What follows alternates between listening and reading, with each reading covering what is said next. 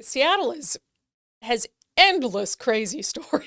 It's just this wealth of craziness.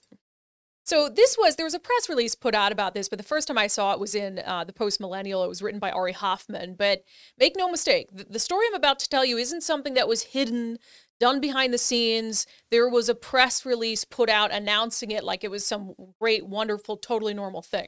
So the Post Millennial article, the headline is, Seattle awards BIPOC nonprofits leaders $1.37 million for vacations, quote, to heal from multi-generational trauma. Okay. So there's this organization called the BIPOC Executive Directors Coalition. It has received in the past taxpayer funds from the city of Seattle.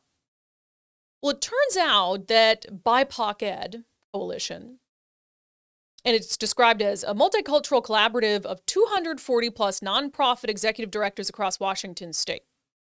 Okay. So basically executive directors of different organizations, and they're all people of color. So they've announced that they're spending $1.37 million to pay for vacations/sabbaticals for 32 local BIPOC nonprofit leaders. So again, they put out a press release about this and said 20 of the leaders are going to receive $60,000 each for 3-month sabbaticals to cover salary and benefits. $60,000 for 3 months is $20,000 a month to go on a sabbatical. In addition, 12 other applicants are going to get 1-month awards to take a little respite, to take a little break. And part of this whole thing is that they're going to get, it's just can't, okay. They are also, prior to taking these sabbaticals, they're going to get coaching so they can learn how to plan and prepare for their time away from work.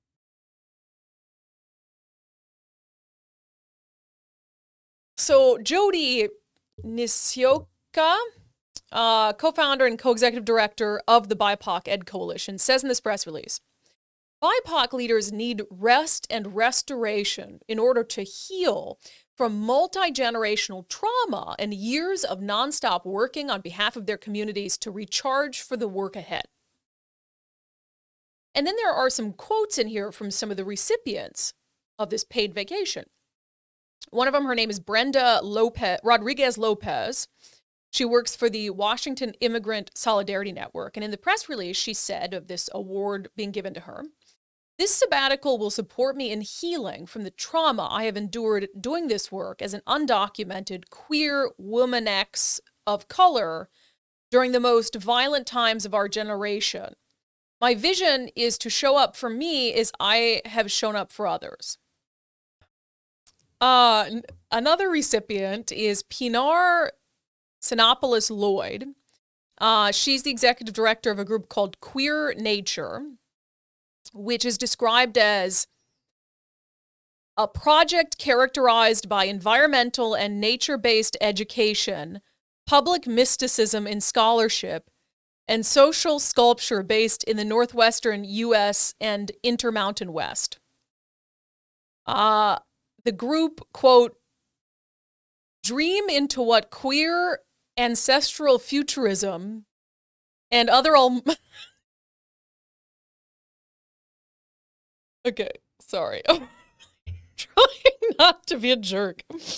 The group dreams what queer ancestral futurism and other alternatives to modernity could look like through mentorship in place-based skills and awareness of post-industrial globalized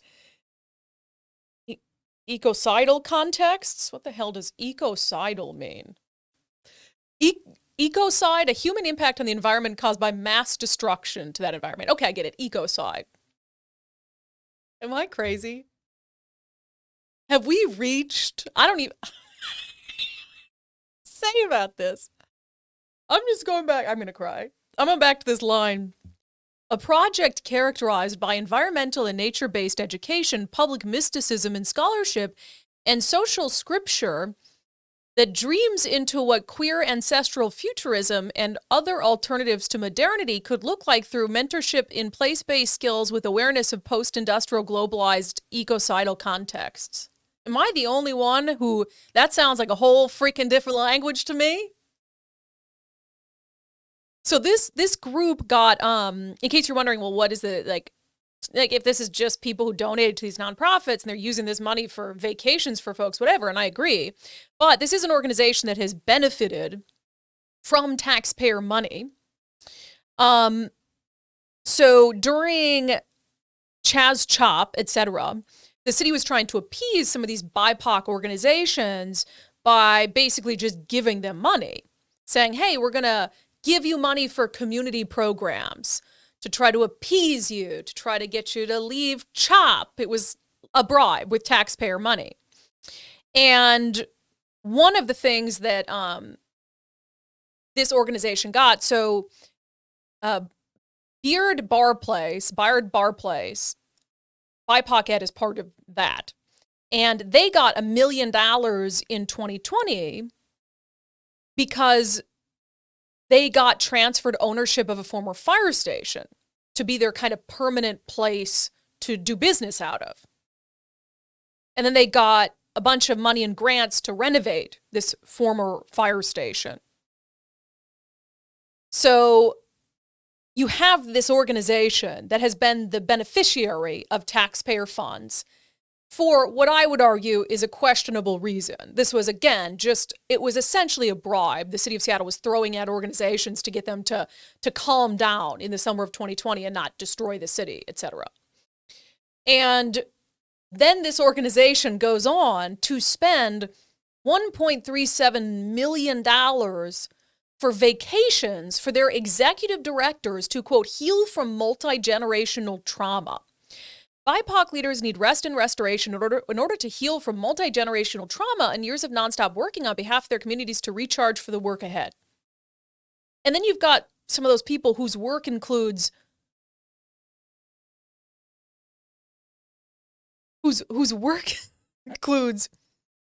environmental and nature-based education, public mysticism, and social sculpture, dreaming into what queer ancestral futurism and other alternatives to modernity could look like through mentorship in place-based skills with awareness of post-industrial globalized ecocidal contexts. I feel like they just make shit up to get money. I feel like this is just making shit up to get money. Do I need another edition of Am I the Ass? Again, if you want to, as an organization, give your people some paid vacation, don't you do that through benefits? Add an extra couple weeks paid vacation to their annual benefits.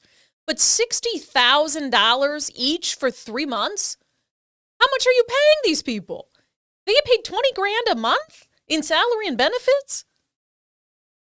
To do mysticism, nature-based, ancestral futurism?